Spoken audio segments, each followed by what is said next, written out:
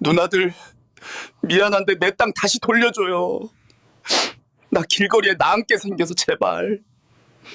처남, 한 번 결정하면 되돌릴 수 없다고 분명히 말했지. 법적으로 처남이 스스로 포기한 거야. 되돌릴 수 없어. 다신 얘기 꺼내지 마. 이 집에서 내 걱정해주는 사람은 아무도 없는 거야? 다들 변했어. 다 변했다고. 동네에서 우애 좋기로 소문났던 상군의 사남매. 그들에게 무슨 일이 있었길래 아버지의 제사상 앞에서 원수가 되어버린 걸까요? 둥지극장에 오신 것을 환영합니다. 영화 시작 전 구독과 좋아요 꾹 눌러주시고 지금 어디서 보고 계신지 댓글로 안부 남겨주세요. 오늘 둥지극장에서의 시간이 여러분께 따뜻한 감동이 되길 바랍니다. 2004년의 가을은 유난히 깊었습니다. 고향집 마당은 가을 햇살로 붉게 물들었죠. 빨간 고추가 멍석 위에 빼곡하게 널려 있었지요. 마당 건너편 논에서는 황금빛 벼들이 바람에 일렁이며 물결을 이루고 있었습니다. 고개를 숙인 벼 이삭들은 풍성한 수확을 약속하고 있었지요. 아버지는 평상에 앉아 그 풍경을 오래도록 바라보고 계셨습니다. 70평생을 농사와 함께 살아온 아버지에게 이 가을 풍경은 무엇과도 바꿀 수 없는 보물이었지요. 투박한 손으로 무릎을 천천히 쓰다듬으시며 깊은 한숨을 내쉬셨습니다. 그 한숨 속엔 무언가 알 수 없는 무게가 실려 있었어요. 평생을 일군 이 땅, 이 풍경이 세상 무엇보다 귀한 훈장 같았지만 아버지의 눈엔 이미 이별의 그림자가 짙게 드리워져 있었습니다. 올해가 마지막이겠구나. 아버지는 혼잣말로 중얼거리셨습니다. 목소리에는 체념과 슬픔이 섞여 있었지요. 가슴 한편에서 무언가 조여오는 것을 느끼셨습니다. 숨이 자꾸만 가빠졌습니다. 밤이면 식은땀에 젖어 깨곤 하셨지요. 아버지는 자신의 시간이 얼마 남지 않았음을 본능적으로 느끼고 있었습니다. 그의 가을 어느 날 안방의 공기는 유난히 묵직했습니다. 평소 꼿꼿하던 아버지께서 옷장에서 정갈한 무명옷을 꺼내 갈아입으셨지요. 거울 앞에서 한참을 서 계셨습니다. 주름진 얼굴을 한참 들여다보시더니 깊게 눈을 감으셨습니다. 손가락으로 얼굴의 주름을 천천히 따라가 보셨지요. 세월의 무게였습니다.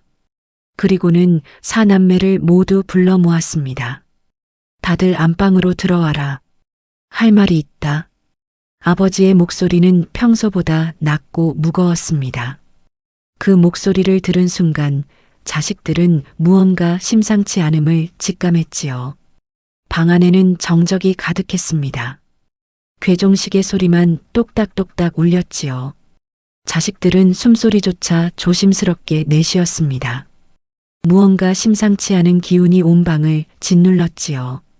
장남 상구는 아버지 앞에 단정히 무릎을 꿇었고 맏딸 옥수는 아버지의 시선을 피하지 못한 채 손을 꼭 쥐었습니다. 셋째 선희는 입술을 깨물며 아버지를 올려다봤고 막내 명수는 긴장한 표정으로 형과 누나들 사이에 앉았습니다. 아버지는 낡은 장부를 천천히 만지작거렸습니다. 10년도 넘게 써온 가계부였지요. 세월의 때가 묻어 모서리가 많이 닳아 있었습니다. 표지는 빛이 발해 누렇게 변했고 페이지 곳곳엔 손때가 묻어 있었지요. 우리 가족의 고단한 삶이 한 줄 한 줄 기록된 장부였습니다. 쌀값, 비료값, 자식들 학비, 병원비, 평생의 수입과 지출이 그 안에 빼곡히 적혀 있었지요. 아버지는 그 장부를 쓰다듬으며 한참 동안 말이 없었습니다. 자식들의 얼굴을 천천히 훑어보셨지요. 맏딸 옥순의 거친 손마디가 눈에 들어왔습니다. 동생들 뒷바라지하느라 시집도 늦게 간 딸. 그 시절 28이 넘어서야 겨우 시집을 갔지요. 손등엔 세월의 상처가 깊게 패여 있었습니다. 농사일을 거들고 동생들 밥을 챙기고 학비를 보태느라 자신의 청춘을 다 바친 딸이었습니다. 장남 상구의 검게 탄 얼굴이 보였습니다. 농사일로 그을린 얼굴엔 깊은 피로가 서려 있었죠. 아버지 대신 논밭을 지키느라 청춘을 다 바친 아들이었습니다. 대학 진학을 포기하고 고등학교만 졸업한 채 집안 농사를 이어받았지요. 친구들이 하나둘 도시로 떠날 때 상구만은 묵묵히 고향을 지켰습니다. 셋째 선희는 그나마 대학을 나왔지만 큰언니와 큰오빠의 희생이 있었기에 가능한 일이었지요. 선희도 그 빚을 알고 있었습니다. 그래서 늘 언니 오빠에게 미안해했습니다. 그리고 서울에서 내려온 막내 명수의 파리한 안색, 도시 생활에 지쳐 핏기 없는 얼굴로 고개를 숙이고 있는 막내 아들이었습니다. 가족 중 유일하게 서울에서 대학을 나오고 직장을 다니는 아들. 하지만 그 얼굴엔 행복보다 고단함이 더 짙었습니다. 아버지는 네 자식을 하나하나 눈에 담았습니다. 가슴 깊은 곳에서 무언가 뜨거운 게 치밀어 올랐지요. 목구멍이 메어왔습니다. 눈시울이 뜨거워졌습니다. 이 자식들을 위해 평생을 살았지만 제대로 해준 게 없다는 생각이 들었지요. 가난한 집에 태어나게 해서 미안했고 더 좋은 환경을 만들어주지 못해 죄스러웠습니다. 내 말 잘 들어라. 아버지가 떨리는 숨을 뱉었습니다. 흙냄새와 세월이 섞인 묵직한 숨이었습니다. 자식들은 숨을 죽였습니다. 논 11마지기를 나눠 가져라. 자식들의 눈이 일제히 커졌습니다. 누가 더 가져가네, 누가 덜 가져가네 싸우지 마라. 공평하게 나눠라. 이게 아비가 주는 마지막 선물이다. 순간 방 안의 공기가 요동쳤습니다. 자식들은 화들짝 놀라 손사래를 쳤습니다. 아버지, 갑자기 무슨 말씀이세요? 상구가 목소리를 높였습니다. 아버지 아직 건강하시잖아요. 옥수는 눈물부터 글썽였지요. 아버지, 왜 이런 말씀을? 우리가 뭘 잘못했어요? 선희도 떨리는 목소리로 말했습니다. 아버지, 너무 일찍 이런 말씀하시는 거 아니에요? 아버지는 단호하게 손을 저었습니다. 눈동자에는 초연한 빛이 서렸지요. 이미 결심한 사람의 눈빛이었습니다. 흔들림이 없었습니다. 자식들 싸우는 꼴 안 봐야지. 아버지는 속으로 다짐했습니다.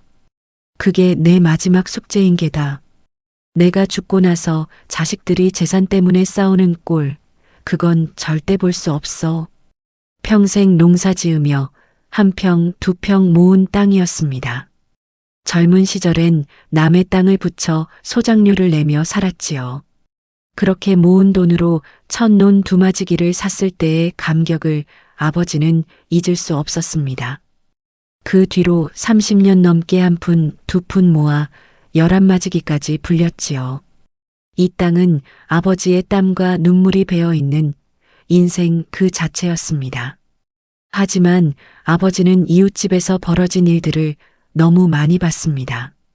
동네 최신의 집은 아버지가 돌아가신 후 삼형제가 법정 싸움을 했지요.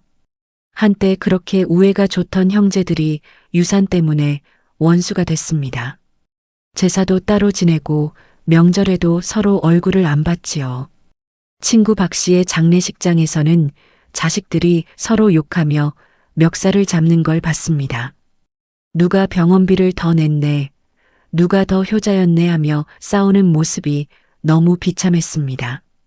내 자식들만큼은 그러지 말아야 해. 내가 살아있을 때 확실히 정리해야 돼. 아버지의 결심은 확고했습니다. 자식들의 확답을 듣고 아버지는 비로소 미소를 지으셨지요. 하지만 그 미소 뒤엔 깊은 슬픔이 숨어 있었습니다. 마치 모든 걸 내려놓은 사람의 평온함 같았지요.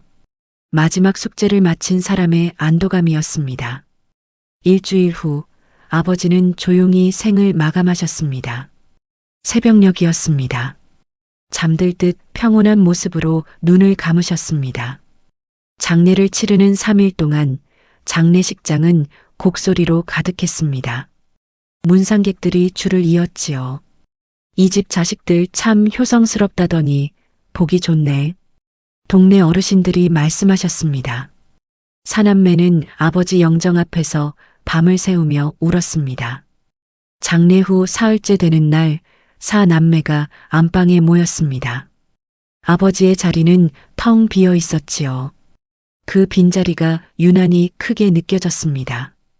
방 안은 무거운 침묵으로 가득했지요. 창밖으로는 가을비가 부슬부슬 내리고 있었습니다. 논 11마지기를 어떻게 나눌 것인가. 그 이야기를 해야 하는 시간이었습니다. 이제 이 집의 가장 어른이 된 매영창식이 안경을 고쳤으며 먼저 입을 열었지요. 아버님의 유지에 맞게 공평하게 나눕시다. 4등분해서 한 사람당 2마지기 반씩. 지금 확실히 정리해야 나중에 탈이 안 생겨요. 매영의 말엔 감정이 없었습니다. 그저 사무적이고 원칙적인 목소리였지요. 변호사는 아니었지만 회사에서 오래 일한 경험으로 이런 일은 반드시 문서로 명확히 해야 한다는 걸 잘 알고 있었습니다. 그는 실제로 회사 동료들이 부모 유산 문제로 형제끼리 소송하는 걸 여러 번 봤지요.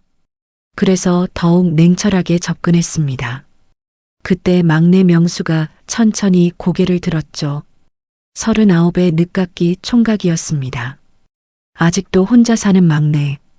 명수는 옷자락을 꼭 쥐었습니다. 손가락 끝이 미세하게 떨렸지요. 입술을 몇 번이나 달싹였습니다. 무언가 말하려다 삼키기를 반복했습니다. 목구멍에서 침을 꿀꺽 삼키는 소리가 났지요. 형님, 누나들, 제 목말인데요. 명수의 목소리가 가늘게 떨렸습니다. 모두의 시선이 명수에게로 쏠렸지요. 저는 제 땅 안 받겠습니다. 순간 방 안의 공기가 멈췄습니다. 시간이 정지한 것 같았지요. 모두의 시선이 명수에게 쏟아졌습니다. 옥수는 놀라서 입을 벌린 채 동생을 바라봤습니다. 상구는 피우려던 담배를 멈춘 채 굳어버렸죠. 선희는 고개를 갸웃하며 동생을 쳐다봤습니다. 뭐라고? 옥순이 되묻었습니다. 명수는 억지로 미소를 지었습니다. 입꼬리가 어색하게 올라갔지만 눈은 웃지 않았지요. 떨리는 목소리로 다시 천천히 말했습니다. 전 서울서 직장 다니잖아요. 여기 시골 땅 받아봐야 제가 관리할 수도 없고요. 시골 사는 형님이랑 누나들이 더 필요하실 거예요. 제 몫까지 보태서 가지세요. 전 정말 괜찮습니다. 명수의 가슴속은 복잡했습니다. 사실 거짓말이었습니다. 땅이 필요 없는 게 아니었지요. 서울 생활이 팍팍한 건 명수도 마찬가지였습니다. 아니, 어쩌면 더 힘들었을지도 모릅니다. 혼자 자취방에서 외롭게 사는 명수에게 그 땅은 미래를 위한 유일한 보험이 될 수도 있었지요. 하지만 명수는 생각했습니다. 큰 누나가 나 때문에 고생했어. 옥순 누나가 자신의 학비를 대느라 시집도 늦게 간 게 생각났습니다. 고등학교 졸업식 날이 떠올랐지요. 졸업식을 마치고 집에 돌아왔을 때 누나가 몰래 방으로 찾아왔었습니다.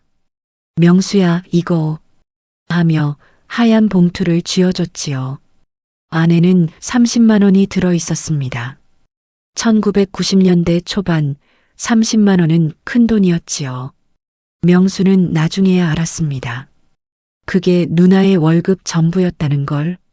누나는 자신을 위해 한 푼도 쓰지 않고 동생에게 다 줬던 겁니다. 형님도 부모님 모시느라 힘들었고 장남 상구가 자신은 대학도 포기하고 농사일을 이어받았던 것도 떠올랐습니다. 명수 자신이 서울로 대학 간 동안 형은 혼자 논밭을 지켰지요. 친구들과 술 한잔 할 여유도 없이 매일 새벽부터 밤까지 일했습니다. 명수가 방학 때 집에 올 때마다 형의 얼굴은 더 까맣게 그을려 있었고 손은 더 거칠어져 있었습니다. 내가 여기서 욕심내면 안 되지. 내가 받을 자격이 없어. 우리는 가족이니까. 가족은 서로 믿어도 되잖아. 명수는 속으로 다짐했습니다. 가슴 한편이 벅차올랐습니다. 뿌듯함이었지요. 가족을 위해 무언가를 내어준다는 자부심. 그게 명수를 따뜻하게 감쌌습니다. 이게 옳은 일이라고, 형과 누나들을 위하는 길이라고 믿었습니다. 하지만 매형 창식은 미간을 찌푸렸지요. 고개를 천천히 저으며 말했습니다.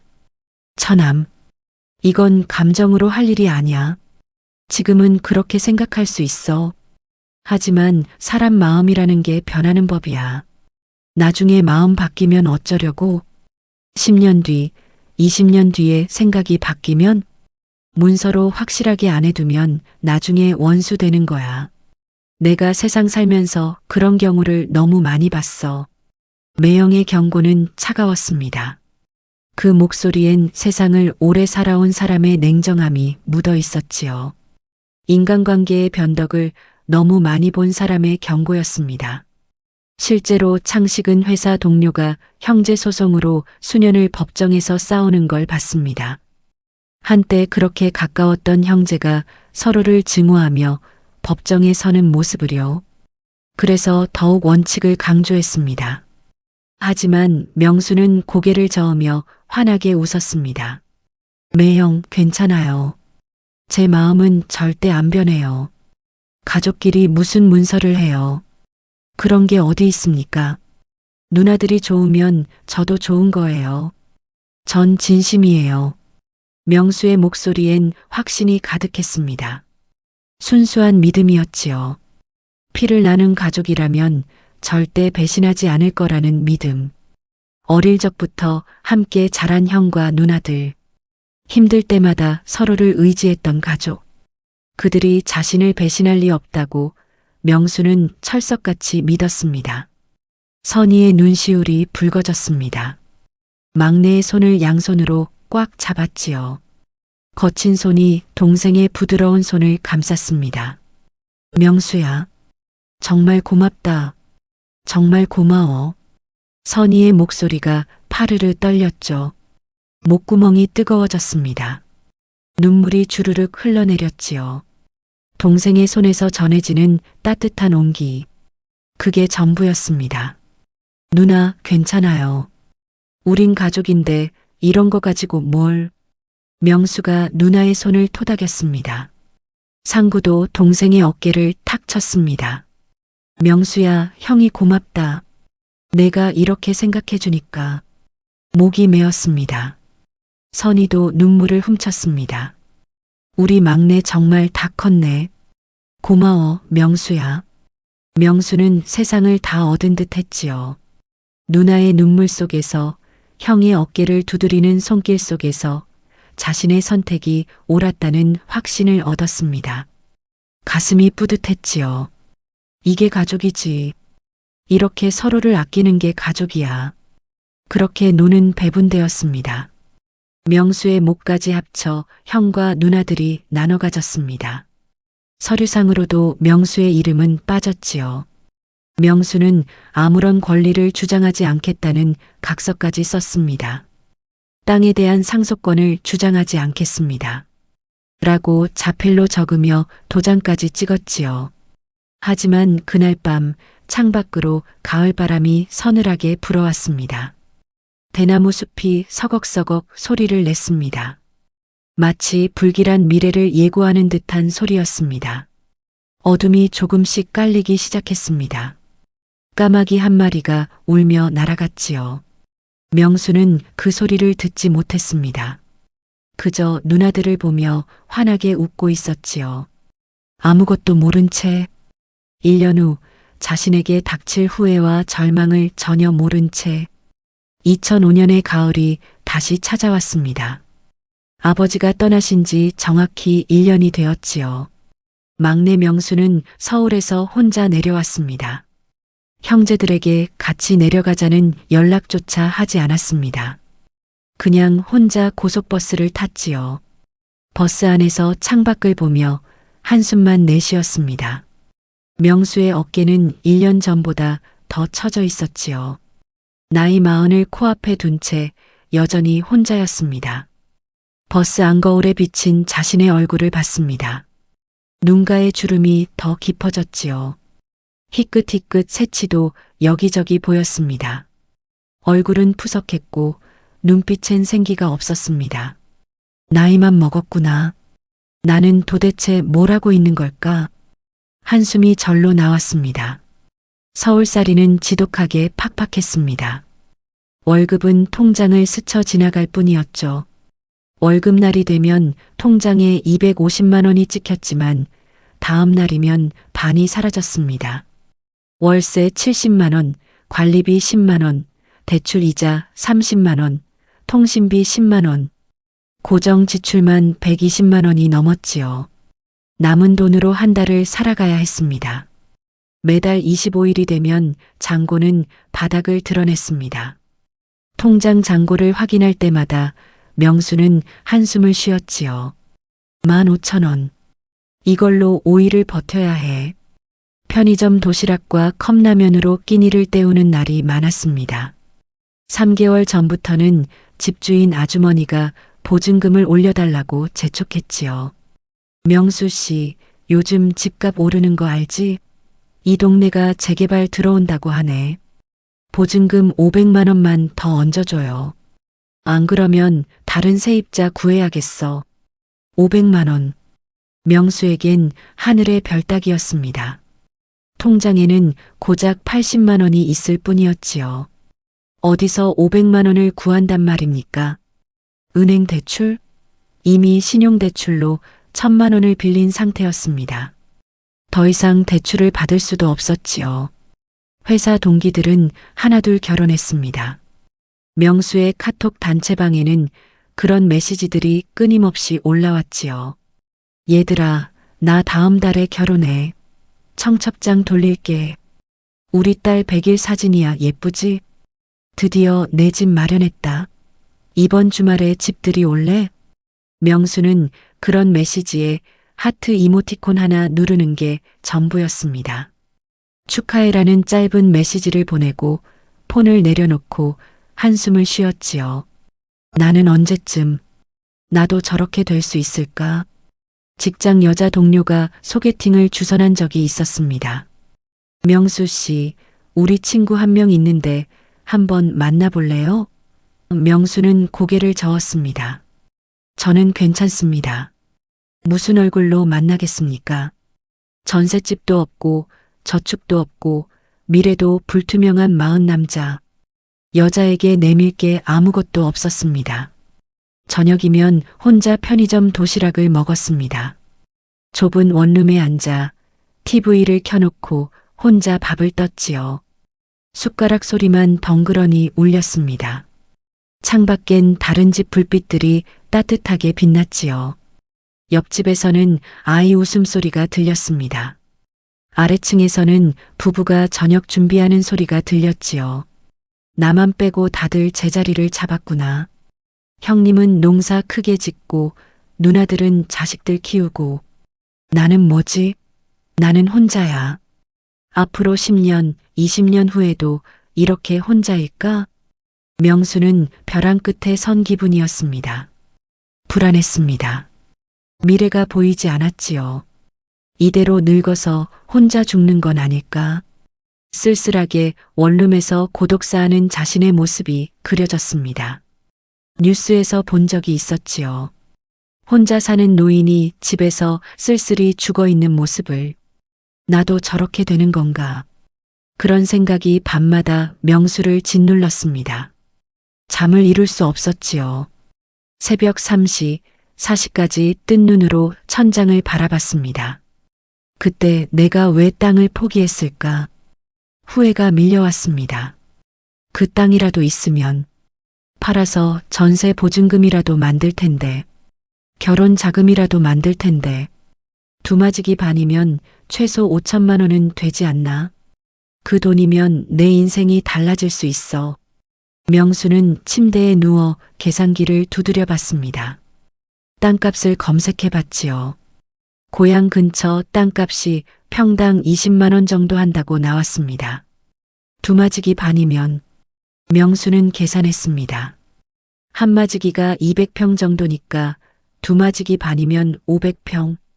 평당 20만 원이면 1억 원입니다. 1억이면 명수의 가슴이 뛰었습니다. 1억이 있으면 전셋집 구해서 편하게 살 수 있는데, 나도 형님, 누나들처럼 안정적으로 살 수 있는데, 후회와 원망이 밀려왔습니다. 왜 그때 나는 착한 척을 했을까? 왜 그렇게 순진했을까? 순간적인 감정에 경솔했던 자신을 후회했습니다. 명수에게 그 1년은 지옥 같았습니다. 고향 집 마당은 1년 전과는 사뭇 달라져 있었습니다. 커다란 비닐하우스가 마당 한쪽을 차지하고 있었지요. 장남 상구가 은행에서 2천만 원을 대출받아 지은 것이었습니다. 이걸로 토마토 농사를 지을 거야. 요즘 토마토가 잘 팔린다더라고. 상구는 1년 전 형제들에게 말했었습니다. 명수가 양보한 땅을 담보로 대출을 받았지요. 그 땅이 없었다면 은행에서 돈을 빌릴 수도 없었을 겁니다.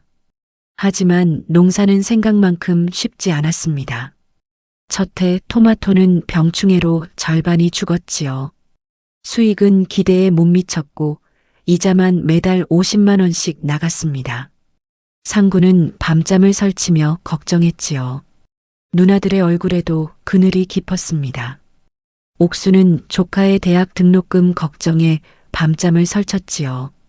큰아들이 서울의 사립대학에 합격했는데 등록금이 한 학기에 400만 원이나 됐습니다.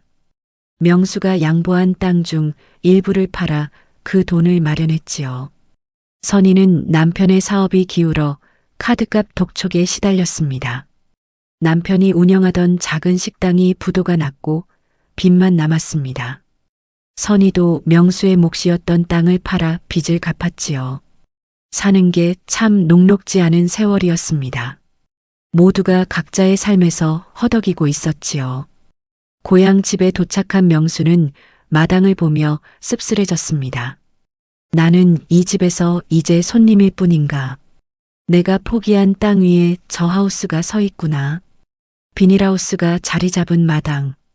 자신이 포기한 땅 위에 세워진 비닐하우스. 형님의 미래를 위해 양보한 땅이었지만 이제 그게 원망스러웠습니다. 가슴 한편이 쓰렸습니다. 제사가 끝나고 음복하는 자리였습니다.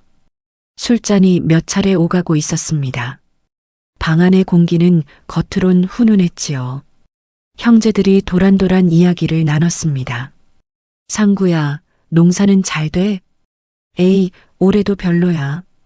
이자 갚기도 빠듯해. 선이야, 남편 사업은?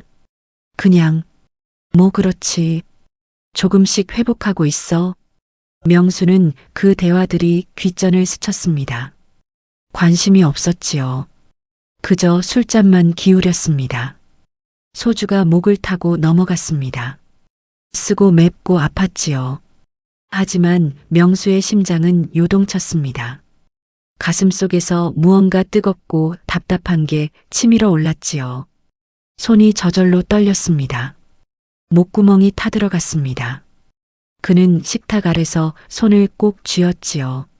손톱이 손바닥에 파고들었습니다. 지금 말해야 해. 지금 아니면 안 돼. 용기를 내야 해. 명수는 몇 번이고 입을 열려다 닫았습니다. 술을 한 잔 더 들이켰습니다. 그리고 마침내 입을 열었습니다. 누나들, 저기 드릴 말씀이 있어요. 명수의 목소리가 가늘게 떨렸습니다. 옥순이 웃으며 막내를 보았습니다. 그래 명수야. 무슨 일이니? 회사는 잘 다니고 있어? 명수는 마른 침을 한번 삼켰습니다. 목구멍이 바짝 말라 침이 제대로 넘어가지 않았지요. 심장이 터질 것 같았습니다. 손이 부들부들 떨렸지요. 그리고 폭탄 같은 말을 뱉었습니다. 누나들, 미안한데 내 땅 돌려줘요. 순간 방 안의 공기가 얼어붙었습니다. 시간이 멈춘 것 같았지요. 옥순의 젓가락이 손에서 미끄러져 바닥에 떨어졌습니다. 딸그락.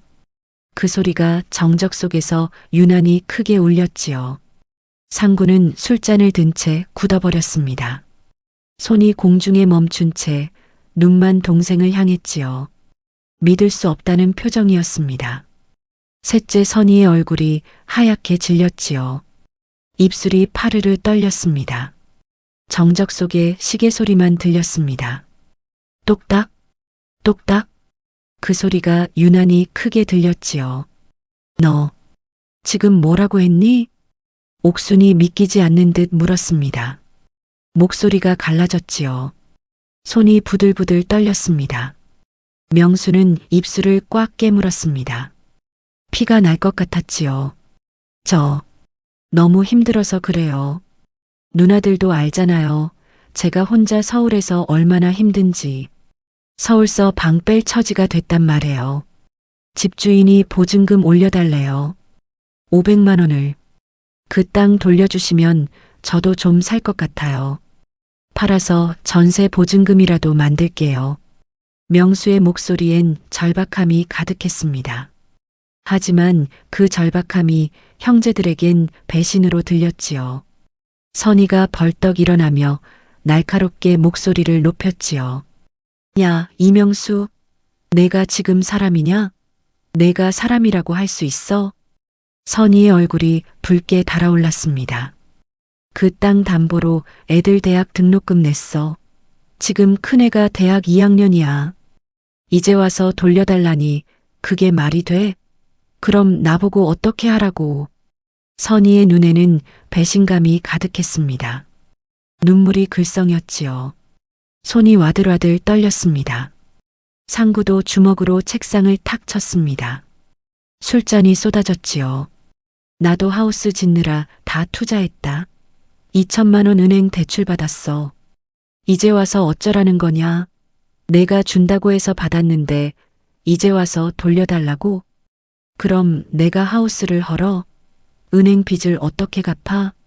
상구의 목소리가 떨렸습니다. 분노와 당혹감이 뒤섞인 목소리였지요.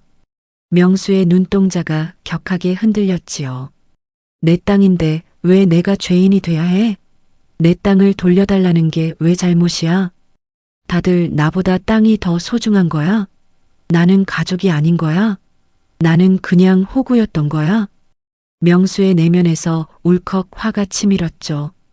억울함이 폭발했습니다. 가슴이 터질 것 같았지요. 저도 힘들어요.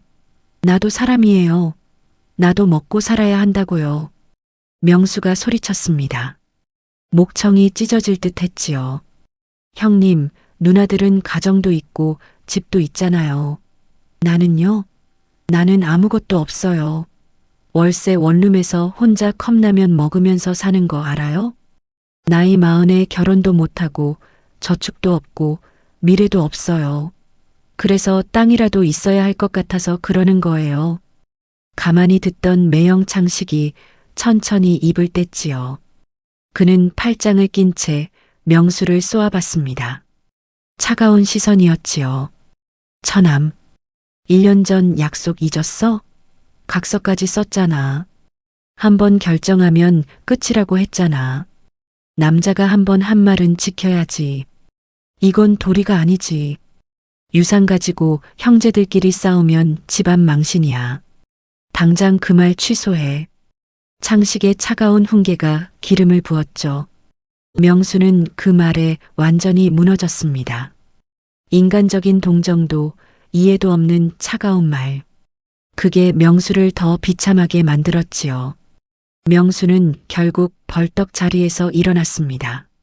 매형이 뭘 안다고 그러세요? 취소 못합니다. 매형은 편하게 사시잖아요. 큰 회사 다니면서.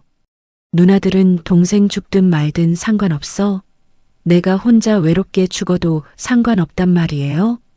나를 이용해서 땅만 챙기고 이제 나는 버리는 거예요? 명수야, 목소리 낮춰. 어디 누나 형들 앞에서 큰 소리야. 상구가 벌떡 일어나 명수를 제지했습니다. 내가 준다고 했잖아. 우리가 빼앗은 게 아니라 내가 준 거잖아.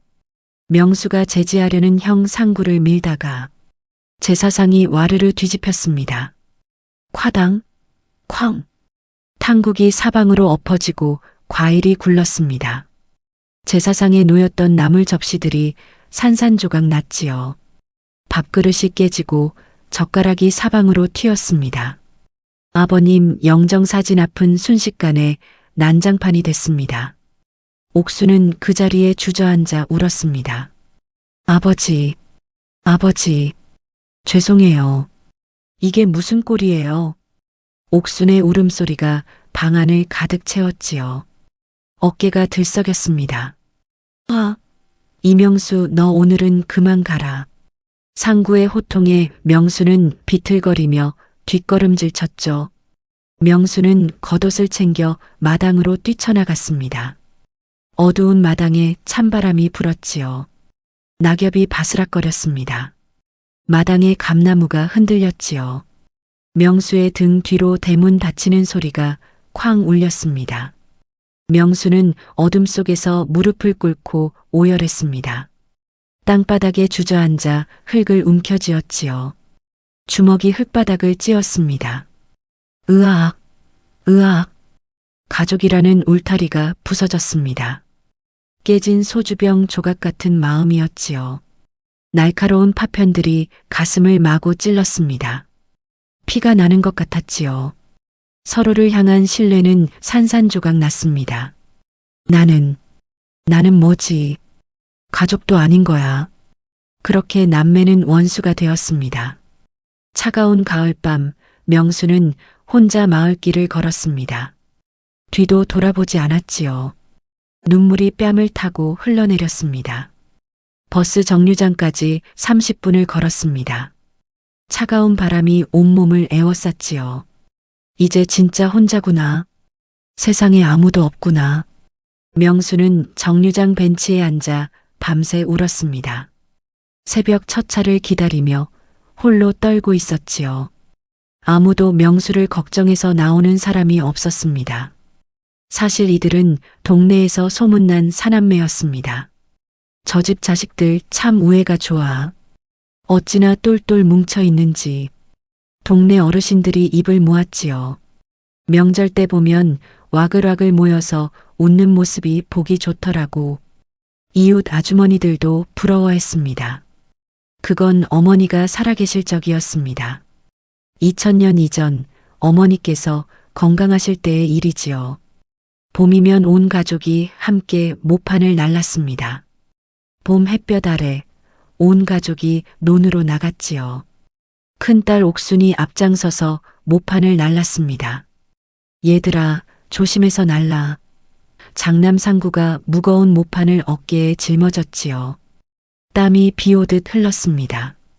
셋째 선이가 물동이를 날랐고 막내 명수가 뒤에서 모판을 정리했습니다. 야, 명수야. 힘들지?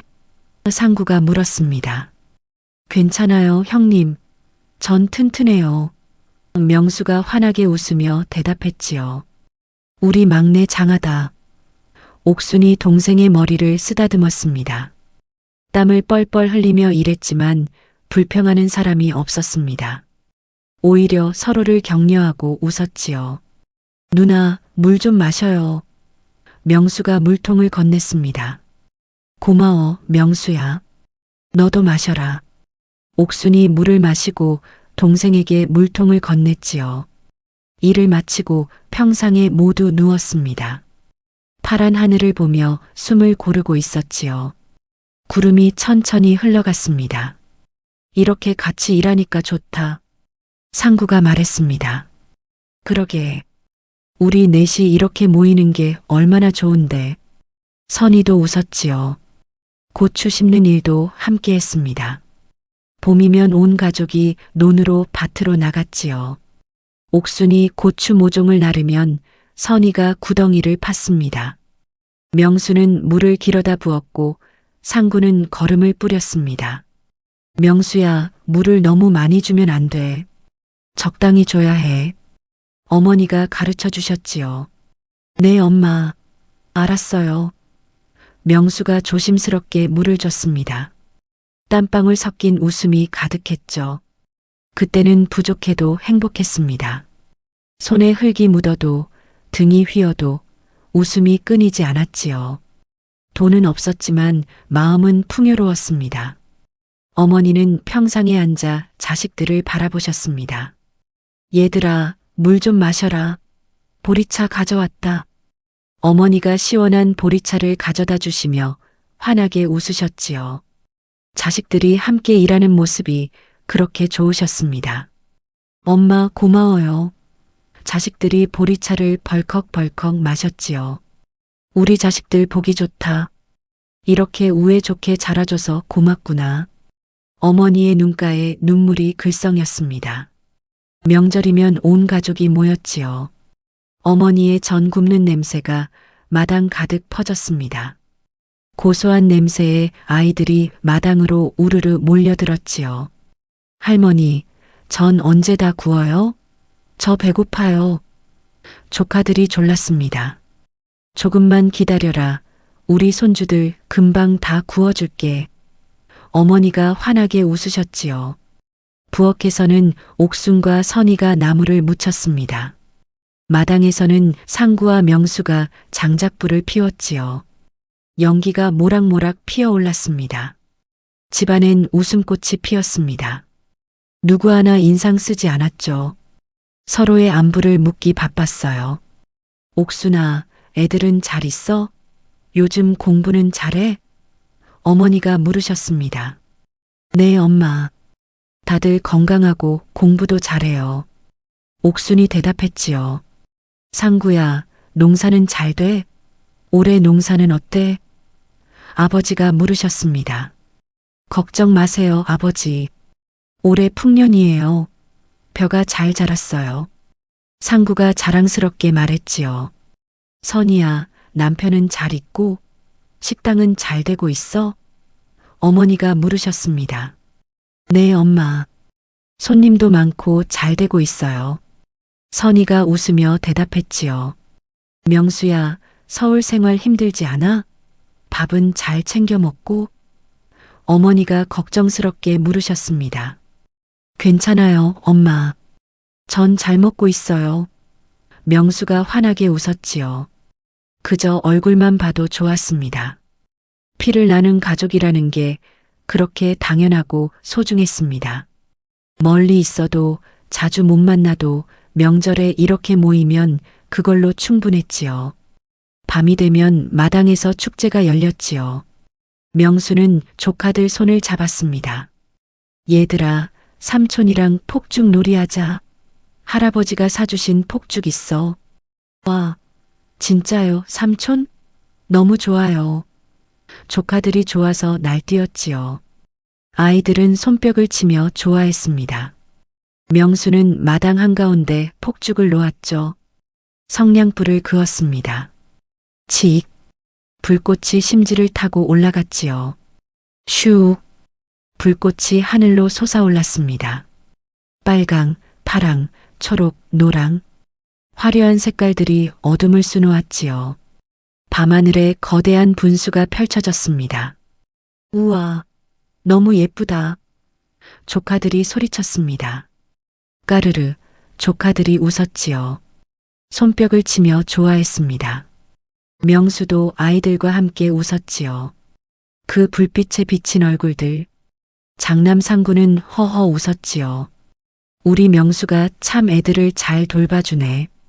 옥수는 동생들 밥을 챙기느라 분주했죠. 얘들아, 과일 좀 먹어. 내가 깎아놨어. 선이는 조카들을 안고 웃었습니다. 우리 애들 삼촌 좋아하네. 우리 남매들 우애 최고다. 어머니는 평상에 앉아 흐뭇하게 보셨지요.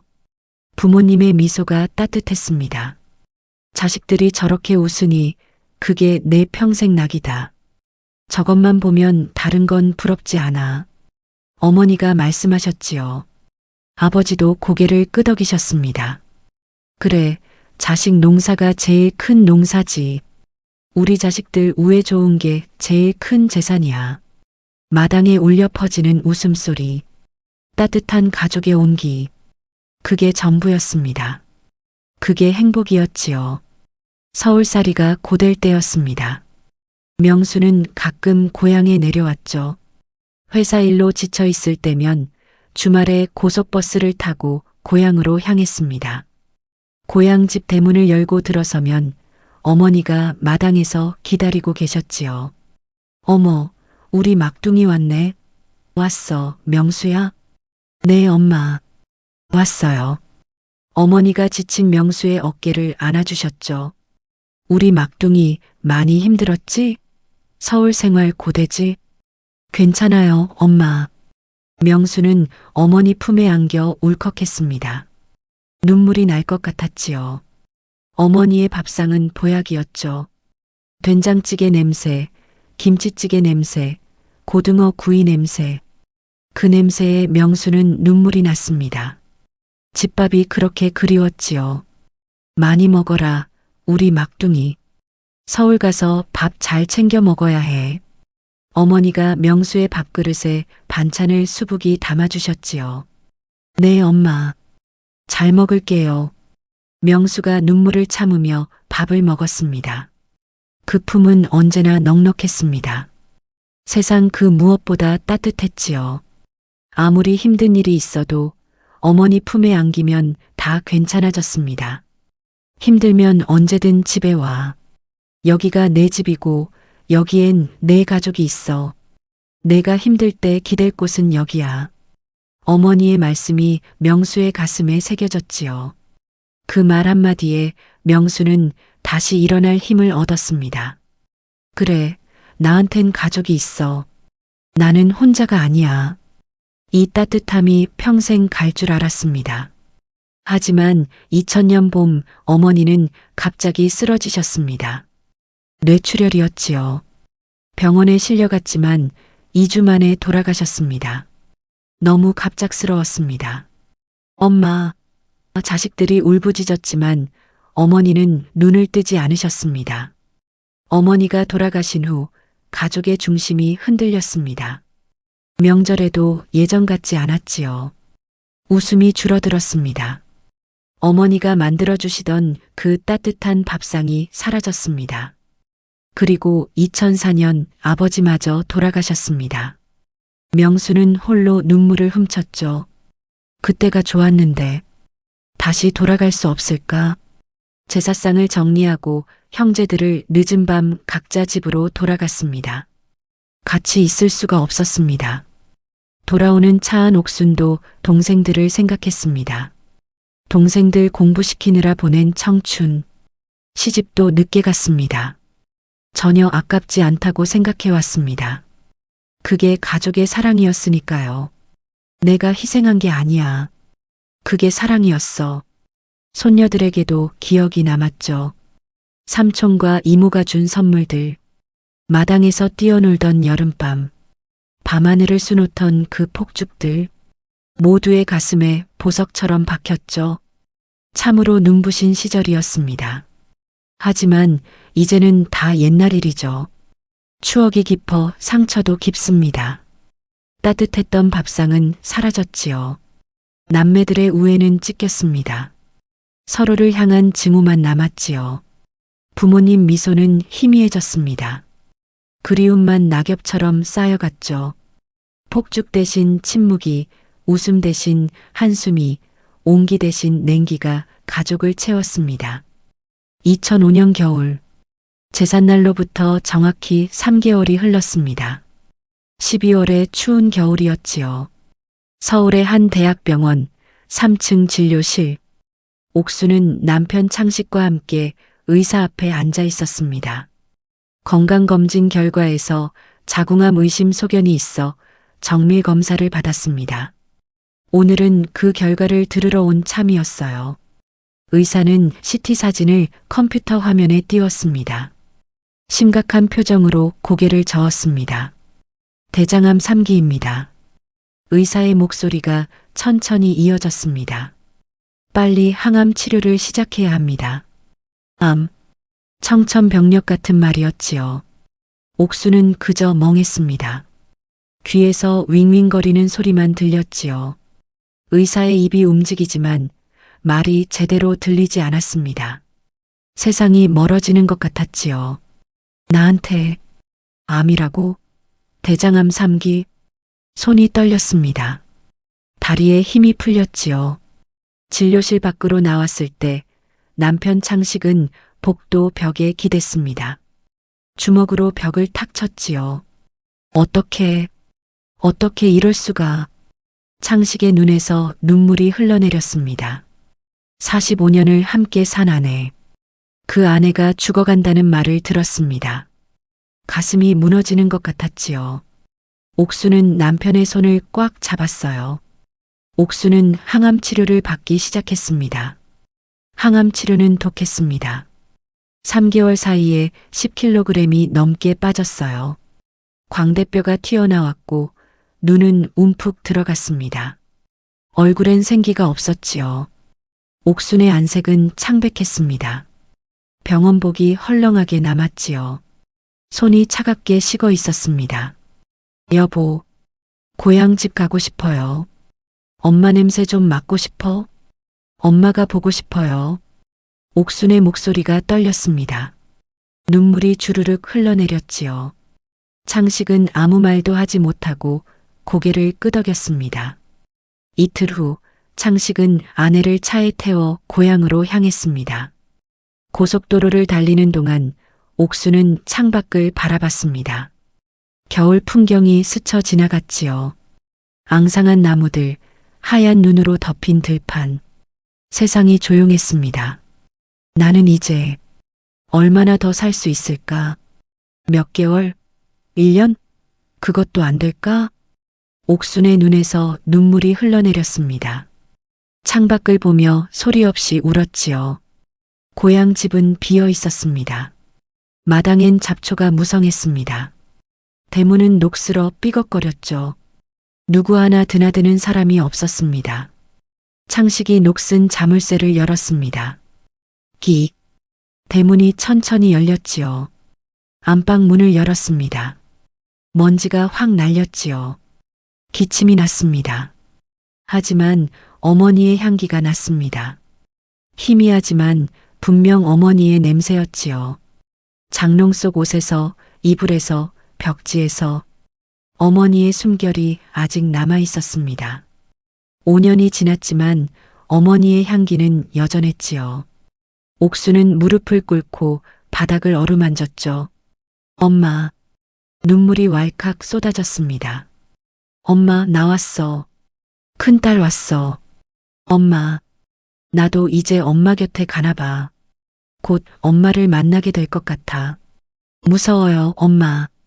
죽는 게 무서워요. 아직 하고 싶은 게 많은데. 아직 살고 싶은데. 옥수는 바닥에 엎드려 울었습니다. 몸을 떨며 흐느꼈지요. 창식은 아내의 등을 쓰다듬어 주었습니다. 그도 눈물을 흘렸지요. 한참을 울고 나서 옥수는 힘겹게 몸을 일으켰습니다. 다리에 힘이 없었지요. 비틀거렸습니다. 창식이 부축했지요. 방을 둘러봤습니다. 모든 게 그대로였습니다. 어머니가 쓰시던 이불, 어머니가 입으시던 옷, 어머니가 앉으시던 자리. 낡은 장롱이 눈에 들어왔죠. 키가 큰 오래된 장롱이었습니다.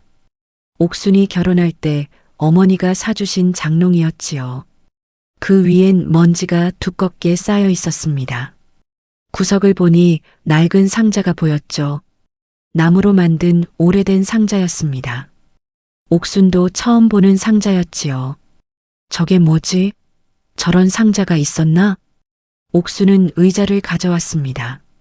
의자 위에 올라섰습니다. 다리가 후들후들 떨렸지요. 떨리는 손을 뻗어보았습니다. 식은땀이 비 오듯 흘렀습니다. 몸에 힘이 없었지요. 상자를 잡았습니다. 묵직했습니다. 조심스럽게 바닥에 내려놓았습니다. 무릎을 꿇고 상자 앞에 앉았지요. 먼지를 손으로 털어냈습니다. 재채기가 났지요. 천천히 상자 뚜껑을 열었습니다. 먼지가 자욱하게 일었습니다. 상자 안엔 보물들이 가득했습니다. 빛바랜 가족 사진들이 제일 위에 있었습니다. 흑백 사진들, 1980년대 사진들, 어머니가 자식들과 찍은 사진들. 옥수는 사진 한 장을 집어들었습니다. 1985년 여름, 온 가족이 함께 찍은 사진이었지요. 어린 명수를 안고 있는 어머니, 옆에 서 있는 젊은 옥순, 상구, 선희. 모두가 환하게 웃고 있었습니다. 그때는 다들 이렇게 웃었는데 옥순의 눈에서 눈물이 떨어졌습니다. 사진 위로 눈물이 뚝뚝 떨어졌지요. 사진 밑에는 막내의 초등학교 성적표도 있었습니다. 이명수, 국어 95점, 수학 100점, 담임교사 평가 성실하고 착한 학생. 어머니의 필체로 빨간 동그라미가 그려져 있었지요. 어머니는 막내의 성적표를 자랑스럽게 간직하셨던 겁니다. 또 다른 것도 있었습니다. 옥순이 어머니께 사드린 모직 목도리였습니다. 30년 전 첫 월급으로 사드렸던 목도리. 빨간색 모직 목도리. 어머니는 한 번도 버리지 않으셨습니다. 소중히 간직하셨지요. 옥순 계속 오후 1238은 그 목도리를 꺼내 안았습니다. 엄마, 엄마. 목도리에서 어머니 냄새가 났습니다. 희미하지만 분명 어머니의 향기였지요. 옥수는 목도리를 얼굴에 비비며 울었습니다. 상자 안에는 더 많은 것들이 있었습니다. 상구가 어렸을 때 그린 그림, 선희가 중학교 때 쓴 일기장, 명수가 보낸 편지들. 어머니는 자식들의 모든 것을 버리지 않고 간직하셨습니다. 하나하나 소중히 챙기셨지요. 그 밑을 보니 봉투 하나가 있었습니다. 삐뚤삐뚤한 글씨였습니다. 우리 이쁜 자식들에게. 어머니의 투박한 필체였죠. 옥수는 심장이 멈추는 듯 했죠. 손이 와들와들 떨렸습니다. 숨소리가 거칠게 흔들렸습니다. 여보, 여보, 이리 와봐요. 옥순이 남편을 불렀습니다. 창식이 방으로 들어왔습니다. 왜 그래, 옥순아? 엄마가 편지를 남기셨어요. 봉투는 낡아 해져 있었습니다. 옥수는 조심스레 열었지요. 종이가 찢어질까봐 천천히. 종이는 노랗게 변했습니다. 세월의 흔적이었지요. 2000년에 쓴 편지였으니 5년이 지난 것이었습니다. 어머니의 마음이 담겨 있었습니다. 첫 문장을 읽는 순간 옥순의 가슴이 무너졌죠. 내 소중한 자식들아. 옥순은 입술을 깨물었습니다. 턱끝이 파르르 떨려왔지요. 편지지를 쥔 손이 덜덜 떨렸습니다. 천천히 읽어 내려갔습니다. 얘들아, 엄마는 늘 너희에게 미안한 마음뿐이었다. 큰딸아, 내 청춘 다 바쳐 고맙구나. 누나들아, 막내를 챙겨다오. 혼자 남을 막둥이가 걱정이다. 글씨 위로 옥순의 눈물이 똑똑 떨어졌습니다. 번져갔지요. 어머니의 글씨가 흐려졌습니다. 옥순은 소리 없이 울었습니다. 그리고 마지막 문장을 읽었습니다. 논 11마지기는 아무것도 아냐. 너희 넷이 손 꼭 잡고 사는 게 유산이다. 그 순간 옥순의 온몸에 전율이 흘렀습니다. 내가 뭘 한 거지. 명수를, 동생을 쫓아낸 거야. 엄마가 그렇게 부탁하셨는데, 막내를 품어달라고 하셨는데. 옥수는 상자를 끌어안았죠. 그대로 바닥에 엎드렸습니다. 방바닥을 주먹으로 쳤지요. 엄마, 미안해. 엄마, 나 너무 잘못했어. 동생을 쫓아냈어. 엄마, 나 어떡해. 비어있는 방에 옥순의 울음이 가득 찼죠. 어머니의 편지가 눈물에 젖어갔습니다. 창식도 편지를 읽었습니다. 그도 눈물을 흘렸지요. 내가 너무 냉정했어. 명수 처남이 그렇게 힘들었는데. 사방은 지독하게 고요했습니다. 시계 소리만 째깍째깍 들려왔지요. 옥수는 한참을 울었습니다. 몸이 떨렸지요. 가슴이 찢어지는 것 같았습니다. 엄마가 이렇게 걱정하셨는데, 막내를 챙겨달라고 하셨는데, 내가 큰 누나로서 뭘 한 거야. 나는 동생을 버렸어. 옥수는 결심한 듯 천천히 일어났죠. 눈물을 닦고 휴대폰을 꺼냈습니다. 떨리는 손가락으로 전화번호를 눌렀습니다. 먼저 상구에게 전화했습니다. 그 다음 선희에게 당장 고향 집으로 와. 내일 아침까지 할 말이 있어. 꼭 와야 해. 옥순의 목소리는 단호했습니다. 떨렸지만 확고했지요. 형제들을 불러야 했습니다. 그리고 함께 명수를 찾아가야 했습니다. 지금 당장, 너무 늦기 전에. 다음 날 아침 고향 집에 형제들이 모였습니다. 장남 상구가 제일 먼저 도착했습니다. 트럭을 몰고 왔지요. 얼굴엔 피곤함이 가득했습니다. 새벽 농사일을 마치고 급히 달려온 것이었지요. 누나, 무슨 일이야? 갑자기 오라고 해서. 상구가 안방 문을 열며 물었습니다. 그때 상구는 옥순의 얼굴을 보고 깜짝 놀랐습니다. 누나, 얼굴이 왜 그래? 많이 아파 보이는데. 옥순은 많이 야위어 있었습니다. 6개월 전보다 더 수척해진 얼굴이었지요. 1시간 후 선희도 도착했습니다. 언니 나왔어. 도대체 무슨 일이야? 선희가 숨을 헐떡이며 물었습니다. 남매들은 안방에 둘러앉았습니다. 무거운 침묵이 흘렸지요. 아무도 먼저 말을 꺼내지 못했습니다. 6개월 전 그날의 기억이 생생했지요. 제사상이 뒤집히고 명수가 쫓겨나던 그날, 옥순이 떨리는 손을 뻗었습니다. 상자에서 편지를 꺼냈지요. 엄마가 쓰신 편지야. 옥순의 목소리가 젖었습니다. 상구는 마른 침을 삼켰습니다. 엄마가 편지를? 선희는 옷자락을 만지작거렸습니다. 눈물이 벌써 글썽였습니다. 언제 쓰신 거야? 2000년 정월. 엄마가 돌아가시기 2달 전에 쓰신 거야. 옥순의 말에 방안이 숙연해졌습니다. 옥순이 편지를 읽기 시작했죠. 손이 떨려 편지가 흔들렸습니다. 목소리도 떨렸지요. 내 소중한 자식들아, 보거라. 이 편지가 너희들 손에 닿을 때쯤이면 이 엄마는 이미 너희들 곁에 없겠지. 순간 상구의 눈에서 눈물이 흘러내렸습니다. 기운 없는 손으로 한자 한자 적느라 글씨가 삐뚤삐뚤해도 끝까지 읽어주길 바란다. 선희도 손으로 입을 막았습니다. 이미 눈물이 뺨을 타고 흘렀지요. 얘들아, 엄마는 늘 너희에게 미안한 마음뿐이었다. 남들처럼 제대로 가르치지도 못하고 무서운 아버지 밑에서 숨도 크게 못 쉬고 자라게 해서 내 가슴이 늘 아렸다. 옥순의 목소리가 떨렸습니다. 잠시 멈췄다가 다시 읽었지요. 특히 우리 장녀.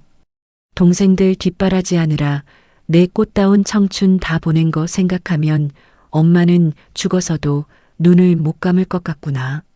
내 딸아, 정말 고맙고 미안하다.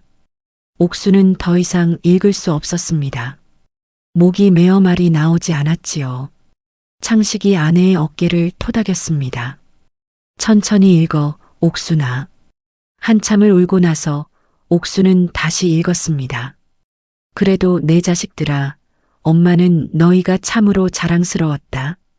가난한 집안 형편에도 비뚤어지지 않고 커준 것도 고마운데 명절마다 고향 집 마당에 왁자지껄 모여서 웃음소리 끊이지 않게 해준 거, 그게 내 평생의 유일한 낙이었다. 마당에서 어린 손주들 데리고 폭죽놀이 하던 그 분수쇼, 밤하늘에 피어오르던 그 환한 불빛 속에 너희 웃는 얼굴 보는 게 엄마한테는 세상 천지제일 가는 극락이었어. 손주들 재롱 부리는 게 내 삶의 마지막 선물이었다. 그런데 얘들아, 엄마는 걱정이 하나 있다. 우리 두 아들놈들 아직 짝도 못 찾고 저렇게 혼자니 어떡하면 좋으냐? 큰 놈은 이제라도 좋은 사람 만나 가정을 꾸려야 할 텐데 저러다 늙을까봐 엄마 눈에 밟힌다. 이 대목에서 상구가 무너졌습니다. 어머니, 상구는 바닥을 치며 울었지요. 주먹으로 방바닥을 쾅쾅 쳤습니다. 어머니, 저 결혼했어요. 아들도 낳았어요. 딸도 있어요. 이렇게 이쁜 손주들 진즉 못 보여드려서 죄송해요. 상구의 울음이 방을 가득 채웠습니다. 상구의 어깨가 들썩였습니다. 한참을 울고 난 뒤 옥수는 다시 편지를 읽었습니다. 그리고 우리 막둥이. 그 단어에 모두가 숨을 죽였습니다. 서울 하늘 아래서 혼자 밥 챙겨 먹느라 얼마나 고단하니. 딸들은 사는 게 좀 팍팍해도 옆에서 토닥여줄 남편이 있어 마음이 놓이지만 혼자인 아들들은 기댈 데가 없으니 엄마 마음이 물가에 내놓은 어린애 같다. 누나들이 장가 못 간 동생들 좀 잘 챙겨주길 바란다. 장녀야, 그리고 우리 큰딸, 이 엄마가 염치 없지만 부탁 하나만 하자. 옥순의 눈에서 눈물이 비오듯 쏟아졌습니다. 혹여나 나중에라도 동생들이 흔들리거든 너희가 좀 품어다오. 아버지가 남긴 전혼 11마지기, 그거 사실 아무것도 아니다. 쌀 몇 가마니보다 귀한 건 너희 넷이 손 꼭 잡고 사는 거야. 그 순간 방 안은 통곡 소리로 가득 찼습니다.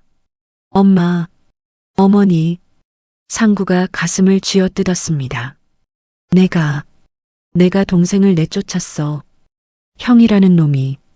선이가 울부짖었습니다. 우리가 잘못했어. 명수, 우리 명수. 명수는 욕심이 아니었어. 외로웠던 거야. 혼자서 얼마나 힘들었을까. 옥순도 편지를 가슴에 안고 울었습니다. 엄마가 나한테 부탁하셨는데 큰딸로서 동생을 품었어야 했는데 나는 창식도 고개를 숙이고 눈물을 닦았습니다. 내가 너무 원칙만 따졌어. 명수의 마음을 보지 못했어. 옥수는 눈물을 닦고 마지막 문장을 읽었습니다. 이 편지를 너희가 꺼내보는 날 너희가 지금처럼, 아니 지금보다 더 많이 웃고 지내길 바란다. 내 강아지들아, 서로 미워하지 마라. 서운한 거 있어도 엄마 얼굴 봐서 한 번만 더 안아줘라. 고맙다, 내 자식으로 태어나줘서. 사랑한다, 아주 많이. 2000년 정월 못난 어미가 쓴다. 방 안은 한동안 울음으로 가득했습니다. 아무도 말을 하지 못했습니다. 그저 울기만 했지요. 어머니의 편지가 네 사람의 가슴을 찢었습니다. 한참 후 옥순이 떨리는 목소리로 말했습니다. 나 암이래. 대장암 말기. 뭐? 상구와 선이가 동시에 소리쳤습니다. 누나가? 언니가 암이라고? 그래. 그래서 내가 죽기 전에 꼭 해야 할 일이 있어. 옥순이 두 사람을 바라봤습니다. 명수를 찾아가자. 지금 당장. 우리가 잘못했다고 사과하자. 동생을 다시 데려와야 해. 엄마가 그렇게 부탁하셨잖아. 상구가 고개를 끄덕였습니다. 그래, 누나 말이 맞아. 내가 형으로서 너무 못났어. 선이도 울며 말했습니다. 나도 갈게. 명수한테 빌어야 해. 내가 너무 심했어. 그들은 곧바로 차에 올랐습니다. 지금 당장 서울로 가자. 명수를 찾아야 해. 옥순이 앞장섰습니다. 비록 몸은 약했지만 마음만은 확고했지요. 상구가 운전을 했습니다. 고속도로를 달렸지요. 차 안은 침묵이 흘렀습니다.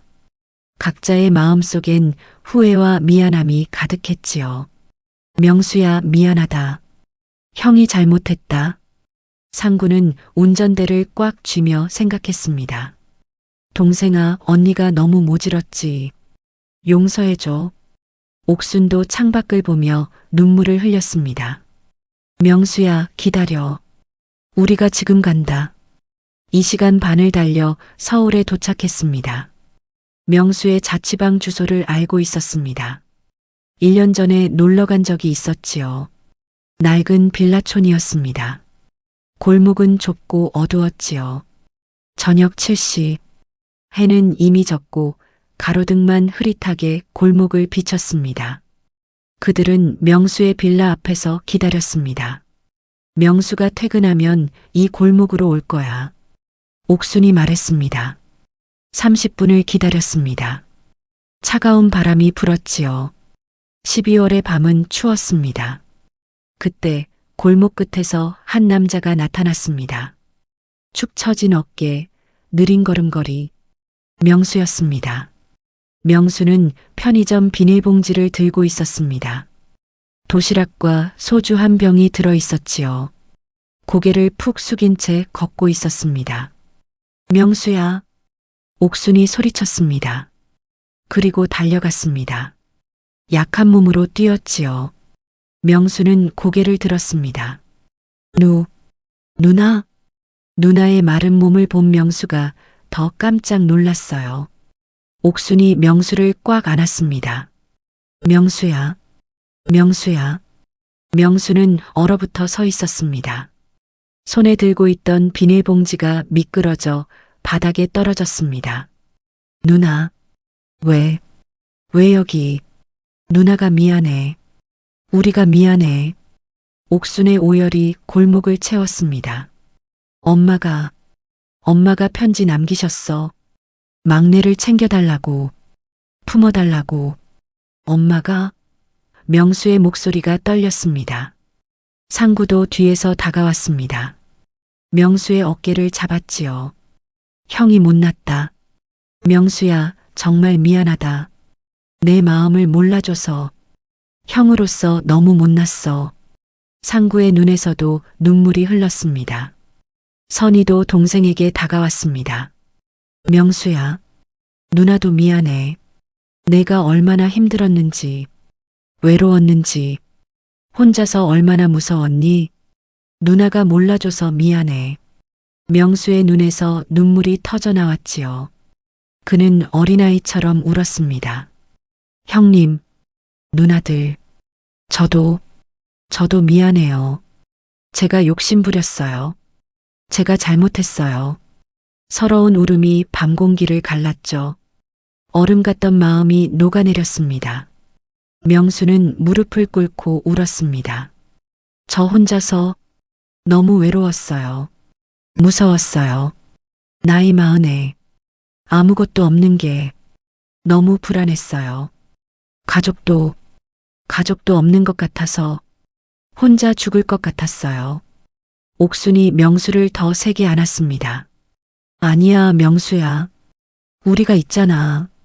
내 가족은 우리야. 누나가 잘못했어. 동생 마음을 몰라줘서. 선희도 동생을 껴안았습니다. 우리 명수, 이제 혼자 아니야. 우리가 있어. 형님도 누나들도 다 있어. 내 남매는 골목 한가운데서 서로를 껴안고 울었습니다. 지나가던 사람들이 쳐다봤지만 아무도 신경 쓰지 않았지요. 한참을 울고 난 뒤 옥순이 말했습니다. 명수야, 이거 받아. 엄마 편지야. 편지?